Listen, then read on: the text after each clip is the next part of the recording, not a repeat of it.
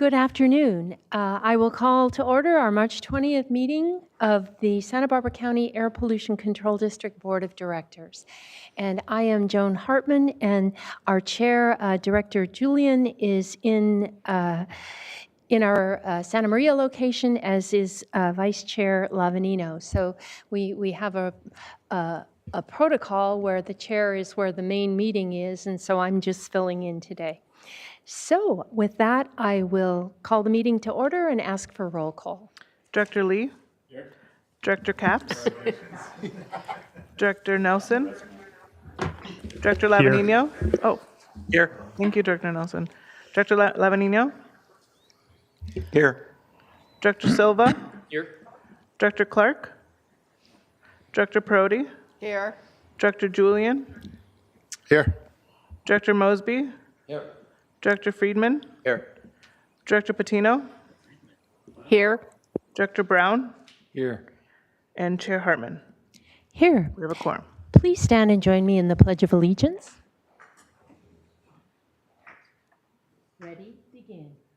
I pledge allegiance to the flag of the United States of America and to the republic for which it stands, one nation, under God, indivisible, with liberty and justice for all.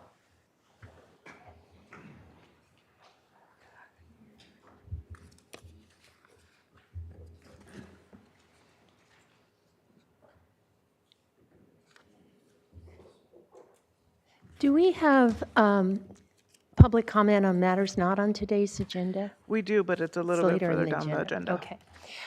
So now, the first item of business is closed session. Will the clerk please read that item into the record? Closed session item C1, conference with labor negotiators, Government Code Section 54957.6. District Designated Representative, Aaron Arlen Janay, Employee Organizations, Engineering and Technicians Association. And before we adjourn to closed session, do we have a sense of how long we might be? I would say 30 minutes is my guess. Okay, so we'll be back about 1:35.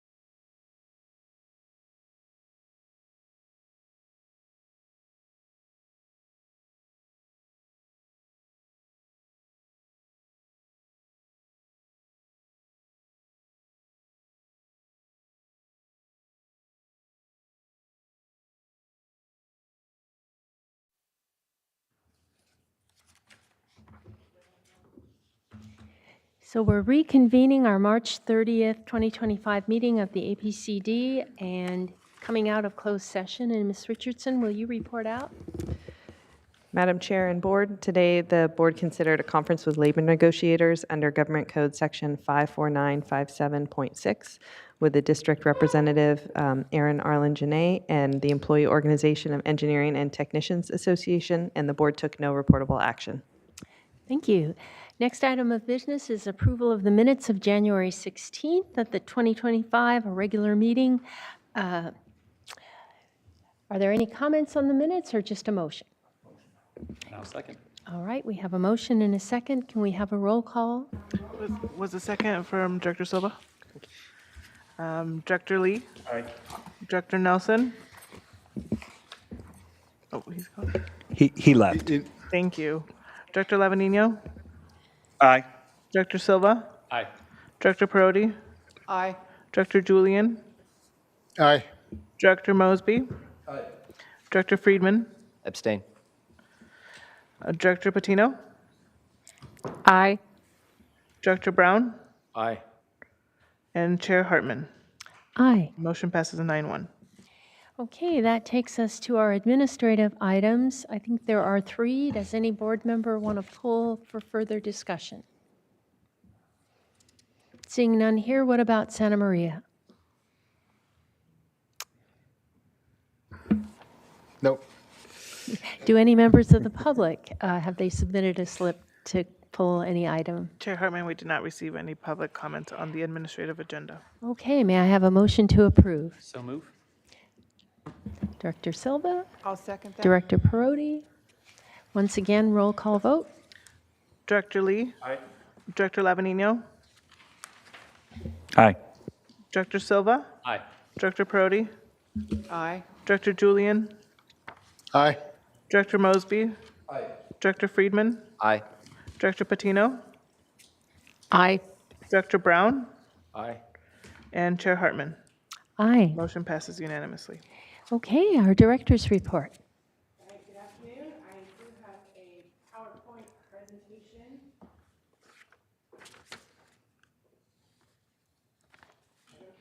Can someone run for that? A few slides to walk through.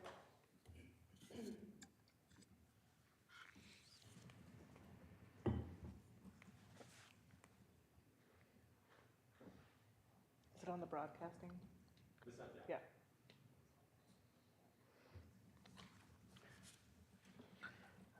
Could we get the PowerPoint on the screens, please? Thank you. All right, thank you.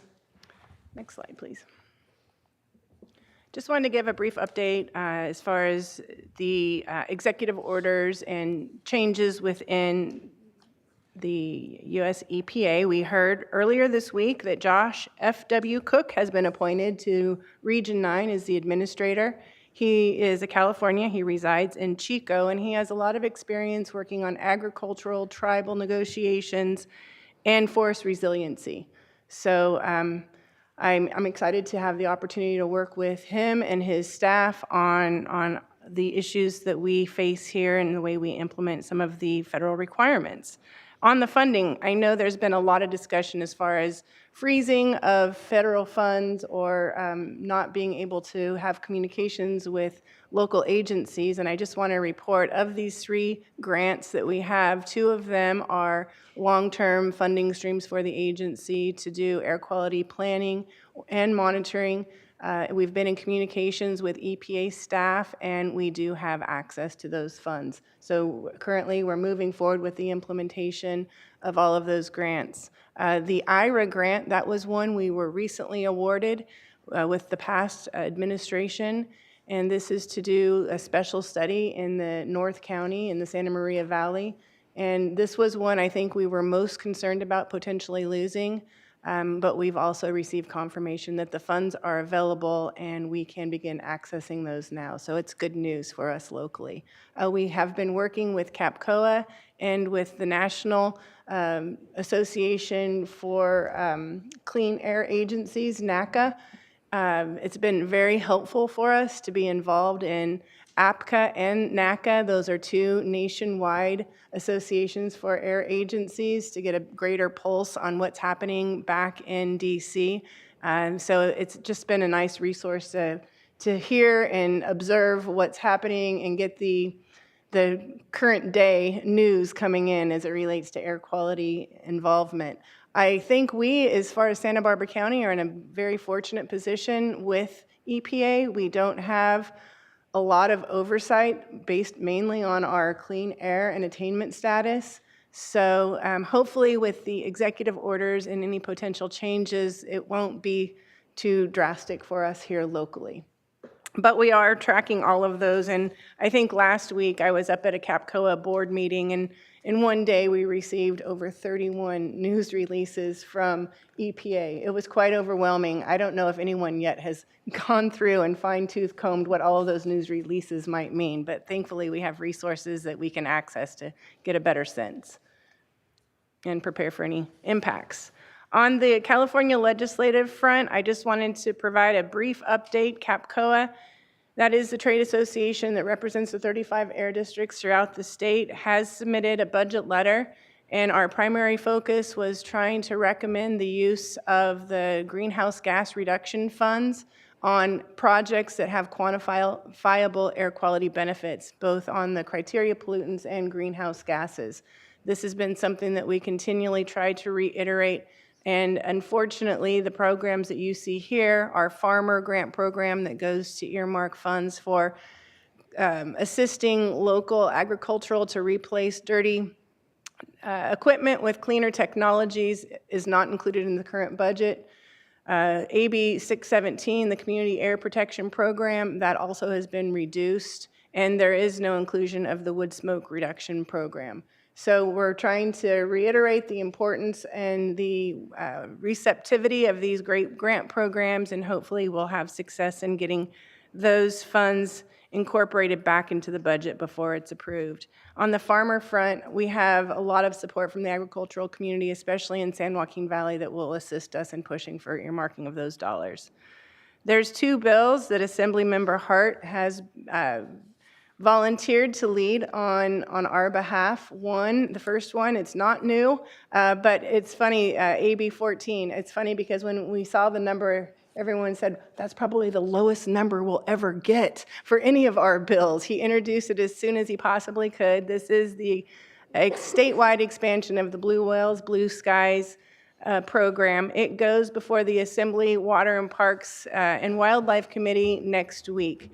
We've been working with all of our ambassadors and our partners within the Blue Whales, Blue Skies, and our sister agencies with support letters. If your agency would be interested in joining in support, we have been working with county. They did send a support letter before the due date for the committee, but if any other cities would like to join in as well, it's definitely welcome.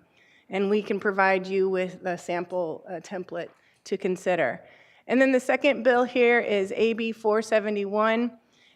I discussed this at our last board meeting. Last year, South Coast Air Quality Management District was successful in providing an increase to board compensation for their board, but it applied to other unified air districts, so larger multi-county air districts. Unfortunately, single county air districts like ourselves were not included in that. So I'm hopeful with Assemblymember Hart's leadership, we'll be able to see this one through, so we'll have equitable compensation for our board as well. And that goes to, and this bill is sponsored by CAPCOA. We were fortunate to have the Trade Association for Air Districts take a sponsorship role in that. And Brendan Tuidge, CAPCOA's lobbyist, will be attending the March 24th committee meeting with Assembly Natural Resources. All right, the next slide. This was the old building. Especially when you see the image of the front of the building, I just think, oh yeah, I'm so glad we were able to get this project moving. It was really a full gut and rebuild of this building. On the next slide, you'll see the difference for our McCoy office. It's such a pleasure to work out of this office. We had our full APCD staff meeting up there on, was it Tuesday? Yeah, earlier this week. And it's just a very motivating location for staff, especially compared to what we had before at the Cook and Miller location. The conference room that's in the bottom image there, that could be set up to hold board meetings. It also will be used for our hearing board meetings, community advisory council, but with the air filtration, it could also be used as a community air center if and when we are inundated with wildfire smoke. It also we have a lab here for our monitoring and enforcement staff to use, as well as a fenced-in area for APCD vehicles. So we're going to hold an open house. Mark your calendars on April 30th. We're going to be sending out save-the-date cards at the end of next week at 2, from 2 probably to 4, and hopefully you all will be able to join us and see the new building. And we're going to take the time not only just to check the building, but we're going to really use this as an open house, as a tool to encourage folks that might not know us very well to come and see who we are and what we do. We're going to have information, excuse me, on the different divisions and try to use this as an opportunity to expand awareness and familiarity with our agency. All right, and one last slide. We do have another event with our Blue Wells, Blue Skies program. It's made 10 years of growth, and we're going to be celebrating its decade of success and improvements, and we're also going to recognize the companies for their improved participation in 2024. This is down in San Pedro at Port of LA on Wednesday, April the 16th, and Chair Julian, if you're interested in attending, we would love to have you come down and participate in this, or if you're not, if you'd like to ask if any other board members would like to go. It would be a great opportunity for board members to see the companies that are voluntarily taking action and the importance of recognition to those companies. You know, over the 10 years, we started out giving modest incentives to those that reached a certain level of participation. It's been expanding. And with that, what we've come to realize, it's not the incentive that matters, it's the recognition that their companies are provided. So I invite anyone who's interested to participate in this event. And I believe that's my last slide. But before I close out, I want to report back because at your last board meeting, we had the presentation on our permitted facilities map. And it was quite embarrassing to have a glitch that Director Nelson found immediately with that. We went back quickly and we worked with Monarch, the consulting group that developed the map for us, and they were able to make a change that allows access to all servers, or I don't know the right term. I know there was a firewall issue that Monarch was able to work through for us, and now our permitted facility map is fully functioning. We will be issuing a news release with that anytime now. And that concludes my director's report. All right, well, thank you very much, and that was a very full report. Any questions, comments? How about in Santa Maria? We're good here. Thank you. Okay. Now is the time for public comment on matters not on today's agenda. Madam Clerk? Chair Hartman, members of the board, we did not receive any public comment on items not on the agenda. All right. The next item is H1. Will the clerk please read that into the record? Discussion item H1, status update on oil and gas operations. Receive and file a presentation on the status of oil and gas operations in Santa Barbara County. Today, we'll have a presentation from Caitlin McNally. I was going to combine them into one. Caitlin is the manager of our compliance division. This is the second annual report that we provided to your board. In conversations with Caitlin, we decided to focus on the March board meeting that will allow us a whole entire year to look at. So this is going to be something we continue doing in in the future with an annual report in March, so you'll get the prior year's summary. We also have Dave Harris, our engineering division manager here, and he can assist if we have any engineering or permitting questions in particular. It's a tag team if needed. Thank you, Erin. All right. Good afternoon, Chair Hartman and members of the board. As Erin said, my name is Caitlin McNally, and I'm the manager of the Compliance Division at the district. And today I will be presenting on the status update on oil and gas operations in Santa Barbara County. Next slide. Here are the topics that I'll be covering today. And for your information, this photo on the right is oil and gas storage and processing equipment at the Carriaga lease, currently part of the Pacific Coast Energy Company, or PCEC, Orchid Hill Stationary Source. Next slide. The district regulates onshore and offshore oil and gas sources under the authority of the Federal Clean Air Act and the California Health and Safety Code. The district permits oil and gas sources that include active, idle, and orphan wells, oil and gas plants, an asphalt refinery, oil and gas pump stations, and a natural gas storage facility, and natural gas odorant and metering stations. The photo on this slide is of the Santa Maria asphalt refinery. Next slide, please. Sorry, one sec. Yes. So the attachment B of the oil and gas board packet that you received includes the status of onshore oil and gas facilities that are undergoing recent or upcoming changes. In that attachment, there are 24 facilities that are listed with changes including transfers, decommissioning, and new projects. Some of the notable activity from that attachment include the plugging and abandoning of orphaned wells by the California Department of Conservation Geologic Energy Management Division, or CalGEM. And that, just to clarify, plugging and abandoning means the permanent closure and sealing of an oil and gas well. CalGEM has completed this for 171 of the 210 wells that were orphaned through the HVI Cat Canyon bankruptcy process a few years ago. The remaining 39 orphan wells are not currently under contract, but CalGEM is evaluating them as part of their state abandonment efforts. This photo on the right shows one of the 210 orphan wells that CalGEM plugged and abandoned before they plugged and abandoned it. Another notable recent change is the decommissioning of the Elwood onshore facility in Goleta, which was formerly owned and operated by Veneco. Oil facility decommissioning is a little different than plugging and abandoning, and it means the process of removing oil and gas infrastructure, including pipelines, production equipment such as tanks and separators. Through their decommissioning process, all potential to emit has been removed from the Elwood onshore facility, and therefore the district permits were canceled in November of 2024.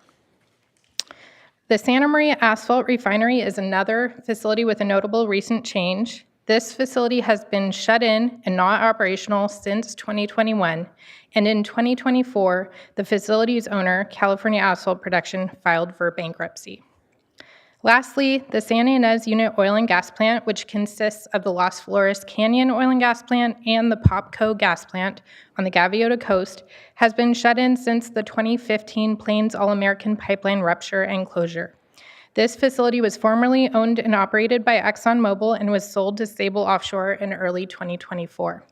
The restart of the facility is awaiting a method to get oil to the market, and the district permits are still in effect, and currently there's nothing outstanding that they would need from the district in order to restart. Next slide, please. In addition to the onshore sources I just talked about, the district also regulates 16 offshore oil and gas platforms in the state tidelands and outer continental shelf waters adjacent to Santa Barbara County. Attachment D of the oil and gas board packet includes the status of these platforms. 5 of the 16 platforms are operational, which include platforms A, B, C, Henry, and Hillhouse, which are operated by D-Corp. These platforms send their oil via subsea pipeline to an oil and gas plant in Ventura County. There are also 4 platforms that are currently shut in and awaiting a method to get oil to the market. The 4 platforms include Stables Platforms Harmony, Heritage, and Hondo, as well as Freeport McMoran's Platform Irene. Lastly, there are 7 platforms that are in various stages of being decommissioned. Of note, the plugging and abandoning of all of the wells on Platform Holly was recently completed. The decommissioning of the platform structure will follow the environmental review process.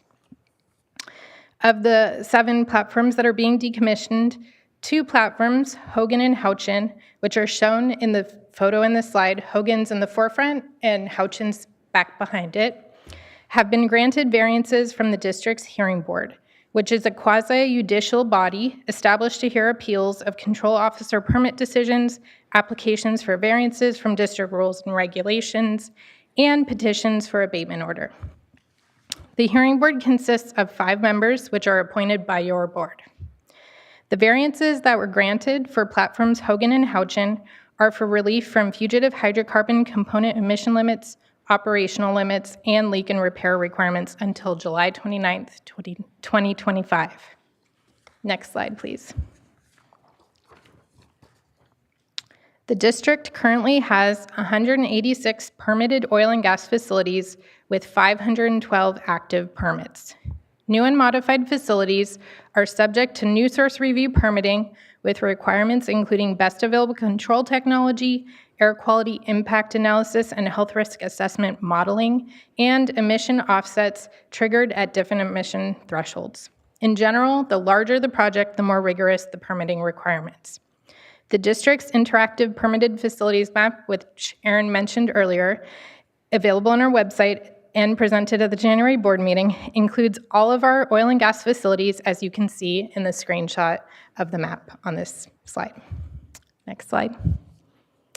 And this screenshot shows the information that's available on our permitted facilities map. The facility that's chosen here is the E&B South Koyama unit, as an example, and it's an oil and gas facility in the Koyama area.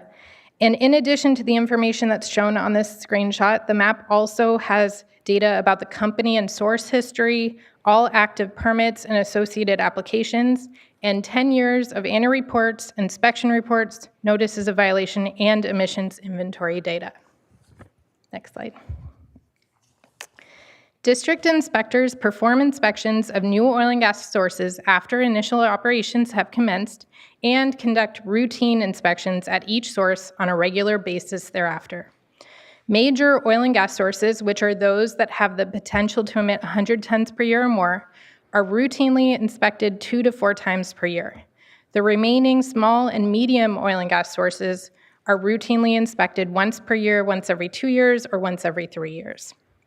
The inspection frequency is determined by considering the compliance history of the source, as well as district priorities, workload, and staffing levels. And the photo on the right is of a district inspector conducting an inspection of E&B's South Koyama unit, which I showed you on the last slide. And he's using a toxic vapor analyzer to measure for fugitive hydrocarbon leaks. Next slide.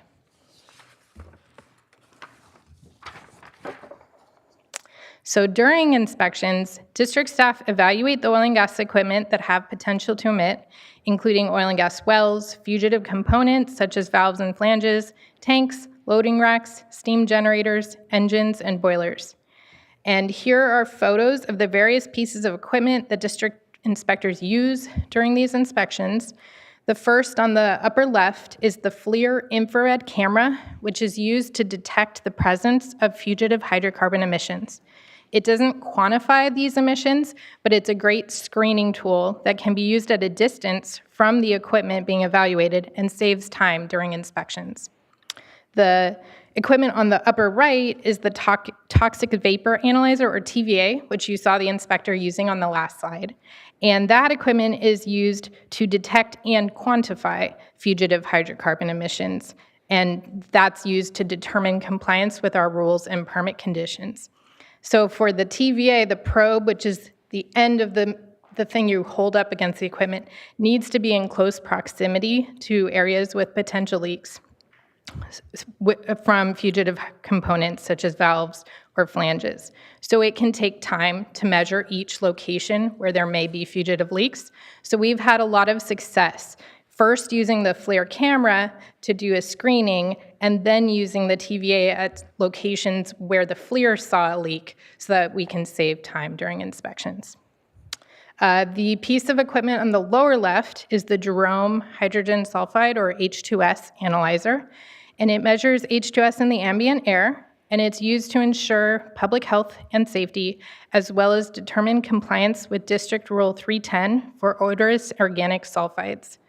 When using this equipment, inspectors take measurements at locations that are downwind and at or beyond the property boundary of a potential H2S source. All district inspectors use the piece of equipment in the center, which is a personal H2S monitor during their oil and gas inspections for safety purposes. This device alerts the individual when there's 10 ppm or 15 ppm of H2S, and ppm is parts per million of concentration, in the ambient air. And when alerts occur, district inspectors must move out of the area and downwind to avoid H2S exposure. Finally, the piece of equipment on the lower right is an H2S calorimetric tube and pump, which are used by inspectors to quantify H2S in the gas streams and the pipes, and they determine compliance with district permit limits using this equipment. Next slide. In limited situations, such as public nuisance and/or hazardous releases, the district may also use additional equipment to evaluate community air quality impacts.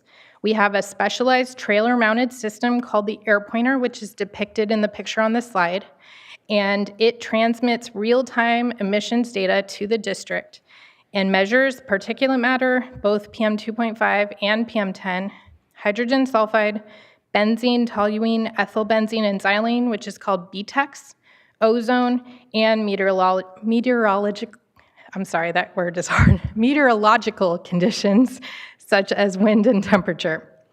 We also have the ability to take SUMA canister samples, which can be utilized to determine a point-in-time concentration of specific pollutants in the ambient air. Next slide, please. For enforcement, the district issues notices of violation, or NOVs, for failing to comply with permit conditions and local, state, and federal rules and regulations. The primary purpose of an NOV is to initiate corrective action by the stationary source to reduce air pollution and comply with all of the applicable requirements. To provide an incentive for continuing compliance, NOVs may result in monetary penalties. If an NOV is not immediately rectified, district staff follow up with the source to ensure compliance is achieved, and for situations where compliance is not achieved in a timely manner, the district pursues other options that require a company to take specific actions to achieve compliance, and those could include variances, which I mentioned earlier for platforms Hogan and Houchin, compliance agreements, orders of abatement, and civil or criminal prosecution. Next slide, please. All right, so summaries of the district stationary source inspections, the number of NOVs issued, the number of methane leak violations found, and the amount of monetary penalties collected are found in attachment E of the oil and gas packet for both 2023 and 2024. Over the last decade, the district has seen decreases in oil and gas production in Santa Barbara County, due in part to the 2015 Plains All-American pipeline rupture, the 2023 Phillips 66 Santa Maria refinery closure, the California asphalt production Santa Maria asphalt refinery shutdown, bankruptcies, and relinquished oil leases. And with the associated onshore and offshore oil and gas well plugging and abandoning efforts, the district has already experienced workload decreases. As shown in this graph on this slide, the number of district oil and gas inspections has decreased from 182 in 2019 to 116 in 2023, which is a 36% decrease. In 2024, the number of oil and gas inspections decreased even further to 86, but this was due to the departure of an experienced lead oil and gas compliance staff member and the time it takes to onboard and train a new oil and gas inspector. The district has also experienced decreased revenue from fees associated with annual emissions, source testing, monitoring, and reimbursable labor collected from the affected oil industry. And we expect to see further declines in the future. The district anticipates a loss of approximately $785,000 in revenue between 2023 and 2028. Next slide. As part of our regulatory process, the district coordinates with multiple agencies for oil and gas operations, and they are listed on this slide. I'm not going to go through all of them. One example of this collaboration was the many meetings that we had with agencies before and during the Elwood onshore facility decommissioning process. We collaborated through regular agency meetings and shared updates and correspondence. The district also participates in the Santa Barbara County System Safety and Reliability Review Committee, or SSRRC, and that committee was established by the Santa Barbara County Board of Supervisors in 1986 to identify and require correction of possible design and operational hazards for oil and gas projects. The SSRRC member agencies include Santa Barbara County APCD, Santa Barbara County Fire, and the district. The SSRRC meets on a monthly basis and conducts safety, inspection, maintenance, and quality assurance program audits at oil and gas facilities. Next slide. The district has had rules in place to limit ozone precursor emissions, including reactive organic compounds, from oil and gas operations since 1979. District Rule 331 for fugitive emissions inspection and maintenance also reduces methane emissions due to its requirements for fugitive leaks at oil and gas facilities. The district also implements the state oil and gas methane regulation, which was adopted in 2017 and amended in 2023 to reduce methane emissions from oil and gas production, processing, storage, and transmission stations. CARB is currently working on potential additional amendments to this regulation, and the district is participating in this effort by attending agency meetings and providing feedback to CARB during the rulemaking process. On a statewide level, CalGEM and CARB are jointly leading the Methane Task Force. The goals of this task force are to identify and respond to methane leaks from oil infrastructure near communities, as well as address the impact methane has on climate change. The task force convenes on a regular basis to share updates on these statewide efforts and to elevate opportunities for public and local agency engagement. The video here, which will start shortly, it shows a methane leak emanating from a tank that was discovered by a district inspector using the FLIR infrared camera I mentioned earlier. And the leak was discovered to be emanating from a hole in the solid roof wastewater tank at the Davis lease, which was then at that time owned by Team Operating. For this situation, an NOV was issued and they successfully repaired the hole with a fiberglass patch.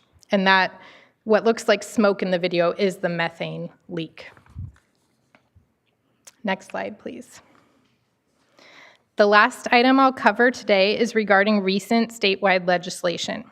California Senate Bill 1137 was signed into law by Governor Newsom in September of 2022. SB 1137 establishes health protection zones around sensitive receptors located within 3,200 feet of oil and gas production wells and facilities, which is called the Health Protection Zone, as well as bans the development of new oil and gas wells in the Health Protection Zone and requires operators of existing oil and gas wells in the Health Protection Zone to develop and submit a leak detection and response plan.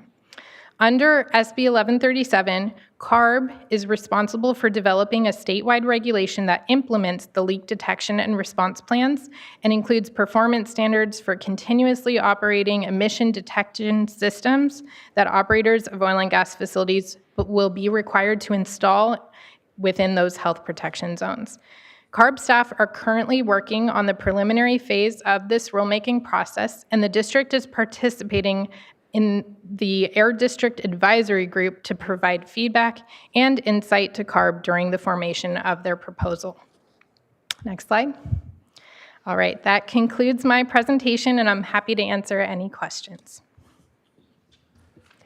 Well, that was very comprehensive, and the second year, I mean, we really wanted this, and I appreciate all the work that's gone into it. Any questions here? I was just curious, I noticed here on the compliance statistics, inspections is going down for that, but yet the methane leak violations stay consistent over about a 5 to 6 year period.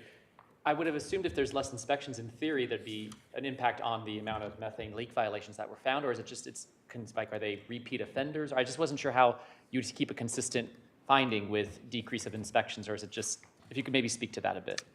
Sure. Let me just, actually, do you mind pulling up that slide, the compliance statistics?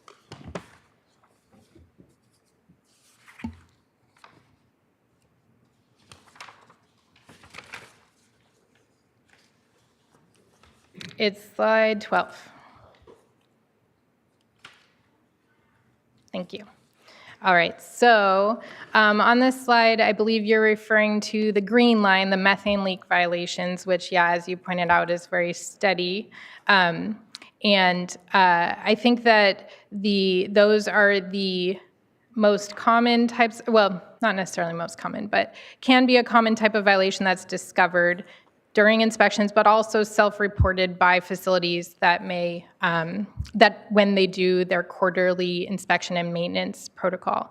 So I believe that that could be a remnant of we're not the only ones discovering those during our inspections. We also get information from the sources so we can still take action and write violations for those, even though we are not there to discover them.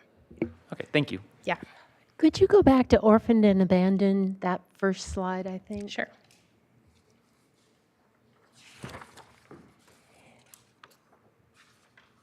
So is that one company, or is that all onshore wells in our county?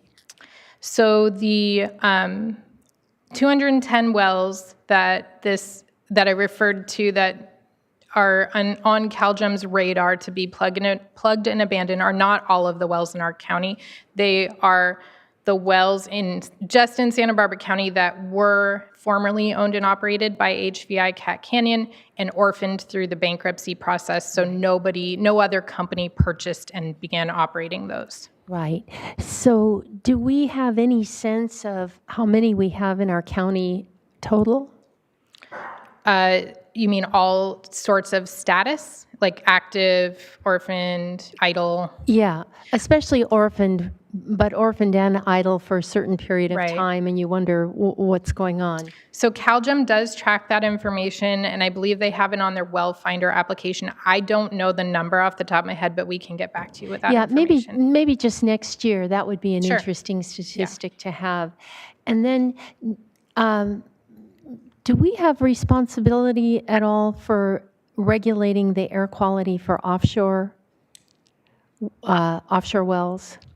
Yes. So the 16 offshore platforms that I mentioned are regulated by our agency, and all of the wells on those platforms Okay. are listed in our permits. And it doesn't matter if they're in state or federal waters? No, we have delegation from the federal government to regulate those that are outside of the state tideland waters.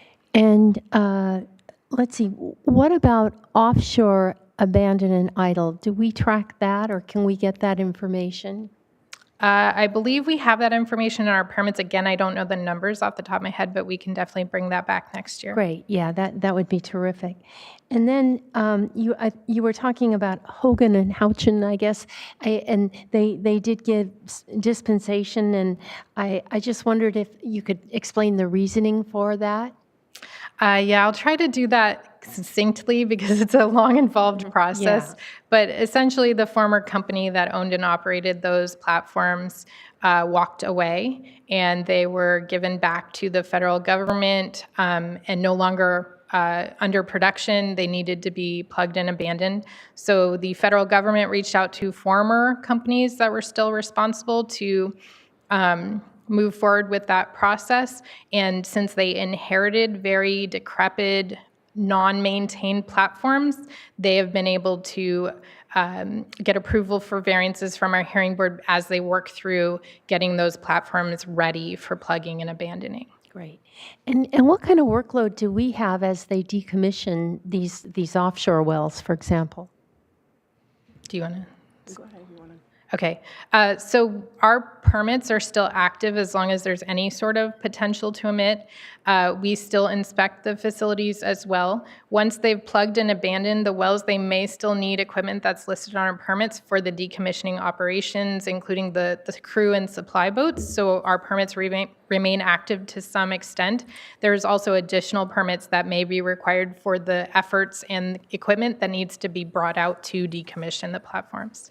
And in addition to that, I think it's one of the big questions that we're going to see unfold as they go through the decommissioning process. Who's going to be the lead agent under CEQA review?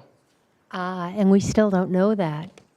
On the federal, I mean, we had Platform Holly gave us an example for state waters, but the platforms that remain are all in federal waters. So that will be, we don't want to capture the lead agency responsibility for Right, that. we haven't budgeted for it, Right. for sure.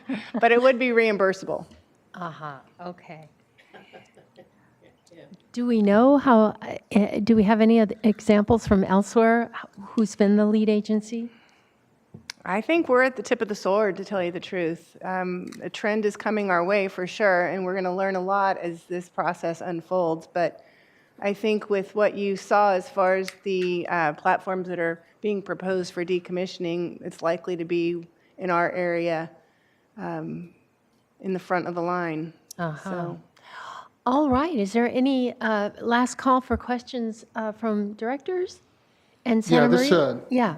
Yes, this is Director Julian. I was wondering that, I know that somewhere in the past there was a map that you can go to find out the location of several of the oil wells, and there's the lease, and I can't remember the lease of the company is just south of Guadalupe. I think there's about 5 or 6 oil wells there. Can someone direct me to a place where I can look and see where this fits into the permitting program and where they sit in terms of decommissioning? Yes. So our permitted facilities map will show all of the wells that we have under permit, and that's a great first place to start. And it's actually, if you go to the next slide, I have the QR code on this slide, so you could just scan that with your phone and go there and look for it. we can also forward Chair Julian a link specifically to that south of. Yeah, can you do that? Yeah. That'd be great. Definitely. We'll follow up with you. Yeah. Okay. Thank you. Any other Santa Maria questions? Yes, Chair Hartman. My question is about methane leaks. Do we detect any at the landfills? Yes, so we do use the TVA that was shown in this presentation for measuring methane emissions at the landfills, or ROC, but also it means there's methane at the landfills during our regular inspections there, and the landfill owner-operators are also required to do that monitoring of their sites. The state is also working through satellite imaging to detect methane leaks from landfills, and so we've been coordinating with them to learn anything that they find through that process. Thank you. Yeah, it's a whole new world with satellites up there monitoring. Is there any public comment on this, Madam Clerk? Chair Hartman, we did not receive any public comment on this item. Well, I thought that was a terrific report. Thank you for all your work. We really appreciate it. I'm glad it's recorded. I think people will want to come back and see it. So let's see. This meeting will be rebroadcast Sunday, March 23rd at 5 p.m. on the County of Santa Barbara TV Channel 20. And with that, we are adjourned until 1 p.m., May 15, 2025.